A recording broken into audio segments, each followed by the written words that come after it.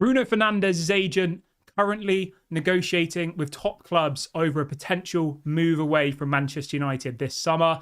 A transfer battle for Olise with Chelsea apparently ready to trigger his release clause, and more frustration around Erik ten Hag's future. These are some of the stories we will be discussing on this morning's live show. But before we get into that, please do me a small favour. Give the video a thumbs up. Let's try and see 200 likes on today's show. And if this is your first time watching, please do subscribe to the channel as well. I will be live throughout the whole of the transfer window. I have a video for you in the morning, a video for you in the evening, and if anything breaks during the day, I do go live as well. So make sure you get involved here on Daily Red Devil for all of your latest Manchester United transfer news and talk. Right, so much to get into on the show this morning, and it's mainly going to be focused around transfers, which I think is what a lot of people watch this channel for. There's only so much we can talk about Erik ten Hag, you know. We've had our say on that. We will talk about it at the end of the show because there is some news on that, but let's focus on transfers, okay? And let's focus on incomings to start with. Let's try and look at players that might be signing. Now, a player we've been heavily linked to in the last couple of weeks is Tosin, 26 years of age, centre-back, currently plays football for Fulham, had a really, really good season at Fulham this season. He is now available as a free agent. Manchester United have apparently been negotiating with Tosin's agent over the last couple of weeks, and we seem to keep finding out the same recurring issue.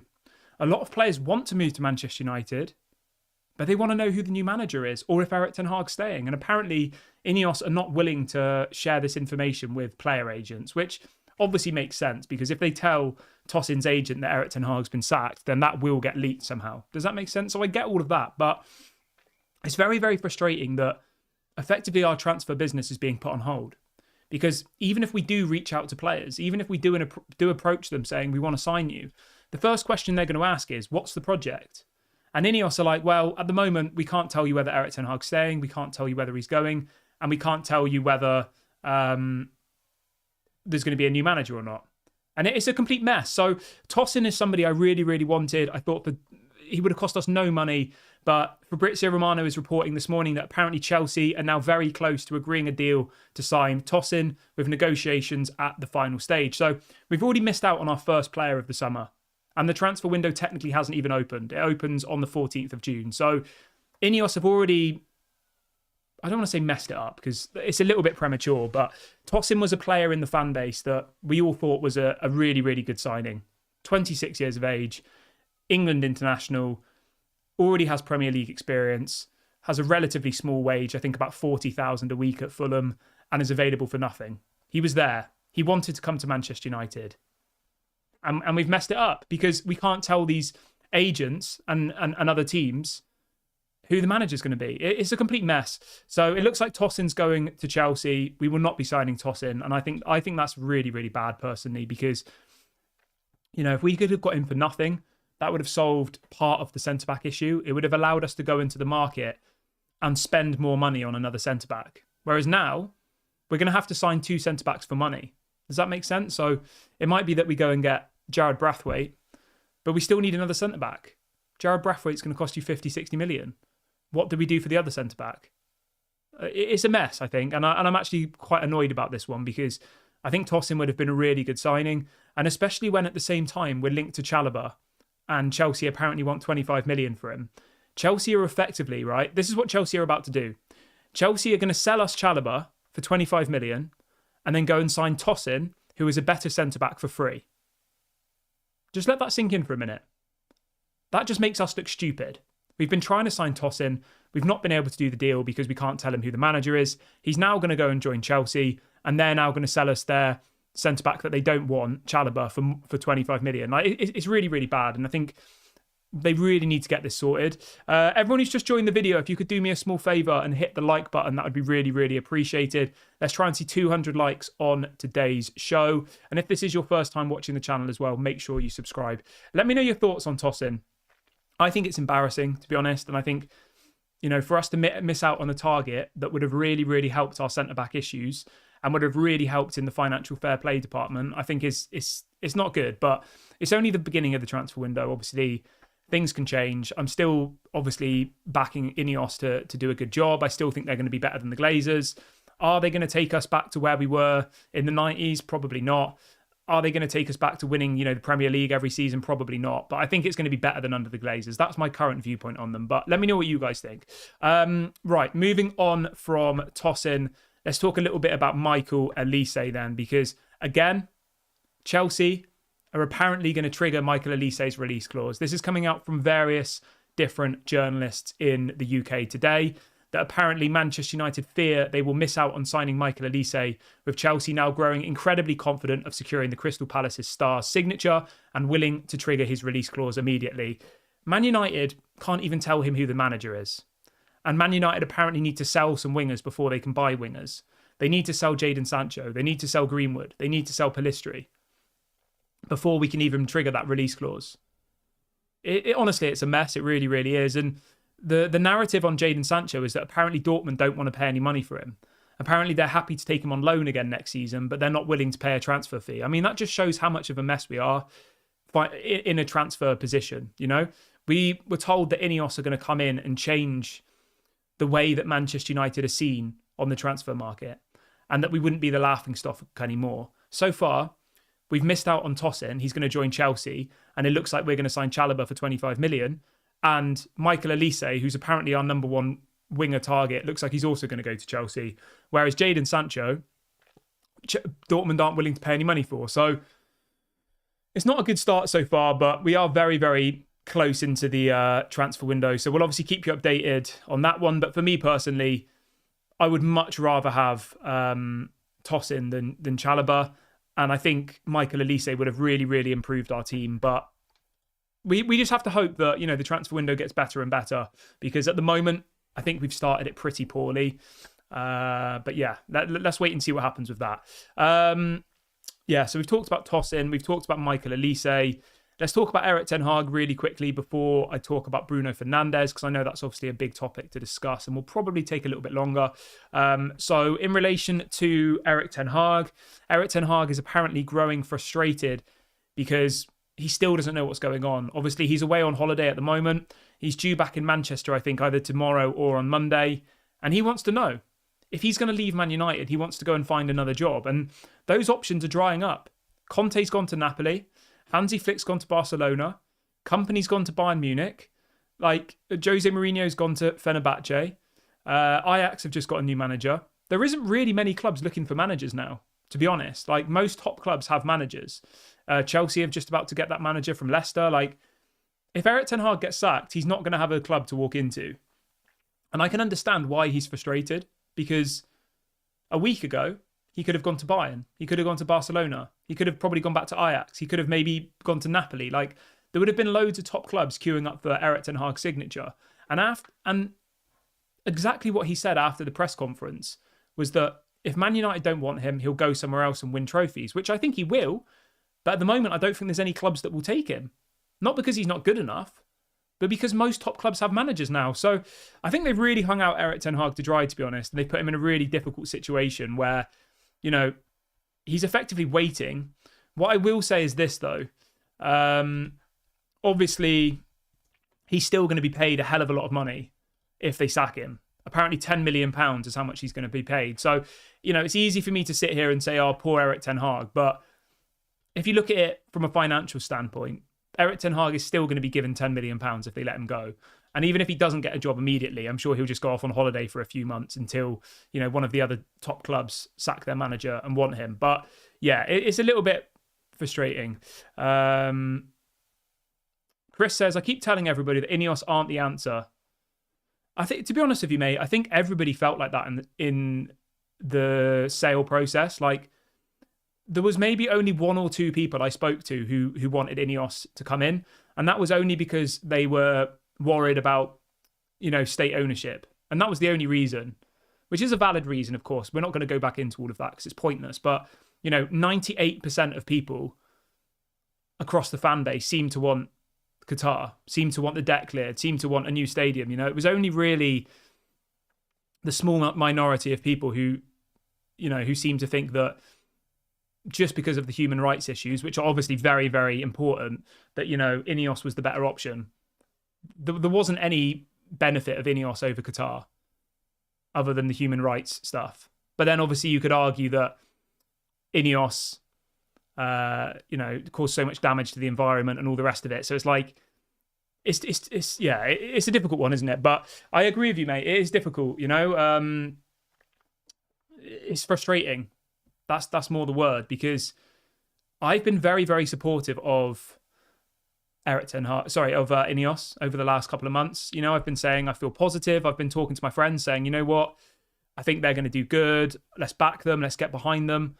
But I think the handling of this Ten Hag situation has really, really upset a lot of the fan base, because if they're treating a manager of their football club, an employee of their football club, like the way they are, then what do you think they think of fans? I mean, they don't care, do they? And it's exactly the same as the Glazers, It's exactly the same in the sense that they told us they would communicate with us. They haven't. We find out from leaks the night before the FA Cup final that the Erik ten Hag's going to be sacked. That was a week ago. It was literally a week ago that we were talking about, that Erik ten Hag had been sacked, and it was, widely reported. We're a week later, and we still have no more understanding of what the hell was going on. And that just feels to me like what it was like under the Glazers, where you're just sat there scratching your head thinking, what the hell is going on at my football club? And it's very frustrating, but we've just got to try and hope and pray that they know what's going on. Somebody says, Erik ten Hag isn't going to Bayern. They would never want him. You do realise that Erik ten Hag was the under-21s coach at Bayern for like 3 or 4 years, right? You do realise that Erik ten Hag was on Bayern's list. I don't know where people get these stories from. Like the Erik ten Hag outers are like, genuinely think that Vincent Kompany is Bayern Munich's number one target. Like, Bayern Munich were rejected by Nagelsmann. They were rejected by Hansi Flick. They were rejected by De Zerbi. They were rejected by Ralf Rangnick, who some of the fan base at Man United thought was a clown. They wanted Erik ten Hag, but at that point, he still had a job, I'm telling you now, if Erik ten Hag had been sacked 2 weeks ago, he would be the new Bayern Munich manager. I would put money on it, and I don't gamble.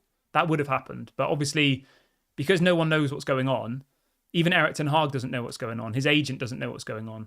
They definitely would have taken him. Right, let's talk about Bruno Fernandes then, because this story completely took me by surprise. Well, actually, did it take me by surprise?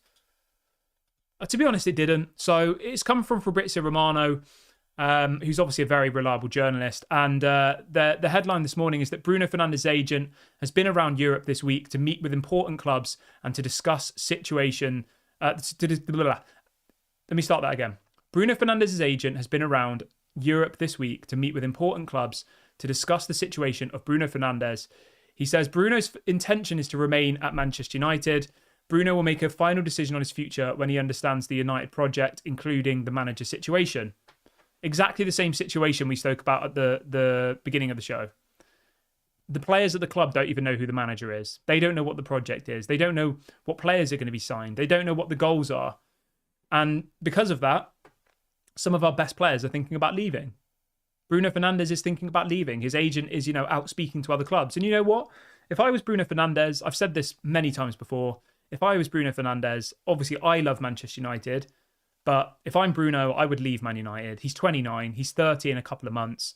He's won the FA Cup, the League Cup, and I think that's it at Man United, isn't it? He's won 2 trophies at Man United in 4 or 5 years. He's not won that much in his career, Bruno Fernandes. Obviously, he's never won the Premier League. He's not won the Champions League. I don't think he's even won the Europa League. So, I mean, I'll be honest with you, right? Do I want Man United to sell Bruno Fernandes? No. He is our best player. But do I want Bruno Fernandes to leave Manchester United as a football fan? I would probably say yeah. Because I just think that we're going nowhere at the moment. And that's not because of Erik ten Hag. That's just because of we're so far behind at the moment. And football is such a short-lived career, He's going to probably be past his best in 2 or 3 years. He's 30 in 2 months. Like, for his own sake, he needs to go and, move to a top club in Europe who are playing in the Champions League, where he's going to actually compete and he's going to win the league in that country. Like a Bayern Munich or, Real Madrid aren't interested in him, but someone like that, or like a Napoli, one of the top clubs in Europe. Obviously, Man United are bigger clubs than Bayern Munich and Napoli, but from an actual mentality winning perspective, him staying at Man United, although he's the captain, Best case scenario, we win the Europa League next season, which would be good, okay? Next season, we win the Europa League. He'll then be 31 and have a year left of his contract. Like, what's going to happen then? I don't know. Let me know what you guys think. Obviously, I really, really want Bruno Fernandes to stay. I think he's a quality player. I think he's our best player. But if I'm Bruno Fernandes and his agent, I'm definitely considering leaving. Now, there is another angle that we can look at with this. Obviously, a lot of the time, players are looking for new contracts. And there is a bit of a narrative that apparently Bruno Fernandes is looking for a new contract. Hence the stories of his agent being out looking for a new club. Okay? I personally wouldn't give Bruno Fernandes a new contract. I wouldn't. He's got 2 years left of his contract at the moment. There's an option of a further year. So he's effectively got 2 years left, which will take him to 32, and then the option of another year. So by the time his current contract ends, he'll be 33. Why would we give him another contract? Like, if he's only going to stay because he wants more money, then I would move him on. Because Ineos's whole thing is been that they're not going to overpay on wages, they're not going to be overpaid in the transfer market and all the rest of it. He's already earning 250k a week, which obviously isn't the highest. You know, you've got Varane and Casemiro are on more, but they're probably both leaving. Rashford is on more. I think he'll stay. Martial was on more, but he's leaving. So put it this way, right? Once Casemiro, Varane and Martial are gone, they're all expected to go. Martial's gone, Varane's gone, Casemiro's probably going to go. Bruno Fernandes will be the second highest paid player at Man United. Rashford will be on 300 and Bruno will be on 250. Why would we give him another contract? Because if you give him another contract, he's going to then be on what, 300, 350, 400, probably for what, like a 5 or 6 year contract, which would mean he'd be like 35, 36 at the end of the contract. So either now we sell him, we get 70 to 100 million for him, or he stays and he's happy to be part of the project, knowing that best case scenario, we might win the Europa League next season, we might win the FA Cup, we might win the League Cup. We're not going to win the Premier League next season. I'm sorry. Like, if we do, that would be a massive shock, wouldn't it? Like, a huge shock. Obviously, anything can happen in football, can't it? Like, maybe we will win the Premier League next season, but I would say the likelihood is, at the moment, very, very small of us winning the Premier League next season. I mean, currently we are, in the bookies, we are the 5th favourite to win the Premier League next season. So, I mean, it could happen, but yeah, probably not. Yeah, let's see what people are saying in the chat. Everyone who's just joined the video, if you could do me a small favour and smash a like, that would be really appreciated. We've got over 300 people watching now, which is really, really good. Please smash a like. Let's try and see 200 likes on today's show. And if this is your first time watching, make sure you subscribe to the channel as well. I will be live throughout the whole of the transfer window with a video in the morning, a video in the evening, and whenever anything breaks in the day, I go live as well. So make sure you go and subscribe to the channel. I'm going to read out a couple of your comments really quickly whilst you like the video. Gono says, there is nothing frustrating about the Erik ten Hag situation. Erik ten Hag has a valid contract running until 2025. Are you for real, mate? I'm sorry. Like, Ineos are literally at the moment deciding whether they want to sack him. And that's been going on for God knows how long.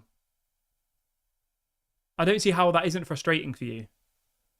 They're either going to sack him or they're going to give him a new contract. That's my understanding. He's not just going to stay next season with knowing that Ineos are looking over him, waiting to sack him. Why would he do that? It makes zero sense. If Ineos are that unsure about Erik ten Hag, right? Why would Erik ten Hag be like, okay, I'll keep working for another year? Do you know what I mean? Like, think about it logically. He's going to say to them, either I accept less responsibility, you know, I don't have a say on the transfers, I don't have a say on the playing style. You know, that's what's apparently going to happen.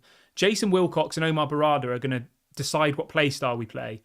Jason Wilcox, Dan Ashworth and Omar Barada are going to sign the players. Like, Erik ten Hag's job will effectively be to coach the players that he hasn't signed and to coach the players in the way that he's been told to by the higher-ups. When Erik ten Hag joined Manchester United, his contract with the Glazers was that he would have the number one veto on transfers. He could do whatever he wanted, effectively. So if Ineos are going to keep him, It will be a new contract with changed terms and less responsibility. That's what's going to happen. They'll either sack him or they'll sign a new contract with different terms, and he'll become a head coach. He won't be the manager anymore. He'll become a head coach, and that's what I find frustrating. Somebody says you forgot about Mason Mount. He is on huge wages as well. Mason Mount's on 250k as well. I just had a look. So Bruno and Mount are on the same, which is ridiculous, isn't it? Absolutely ridiculous that we paid Mason Mount 250k a week. But although I actually think Bruno Fernandes will leave in the next year or two, and I think Mason Mount was bought as his replacement. That's my thinking of it. But we'll wait and see what happens. But yeah, I honestly believe that Mason Mount was brought in to be Bruno Fernandes' replacement. He's 30 in a couple of months, Bruno. He's probably got 2 or 3 years left at the top level. And I think that within that time, he'll leave and Mason Mount will become the new number 10 for Man United. That's just my opinion, though. Maybe I'm wrong.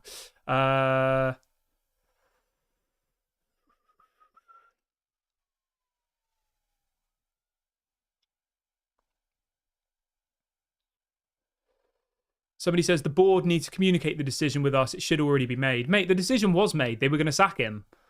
Like, they were literally going to sack him the day after the FA Cup. But then we won the FA Cup and everything went crazy. You know, because every fan channel, every fan media were all, you know, fully backing Erik ten Hag. 85, 90% of the fan base wanted him to stay on the polls. And that's completely thrown Ineos under the bus, because they know that if they make an unpopular decision, the fan base are going to be unhappy with them from the beginning. So it's a mess, isn't it? It really, really is. But I'm going to wrap the video up here, guys. I hope everyone has a lovely day. Please do me a small favour on your way out. Smash a like on the video. Subscribe to the channel if you're new. This has been Daily Red Devil. Hopefully we can all enjoy our weekends, and hopefully we get some clarity on Erik ten Hag very soon. Thanks for joining me, and speak to you all a bit later.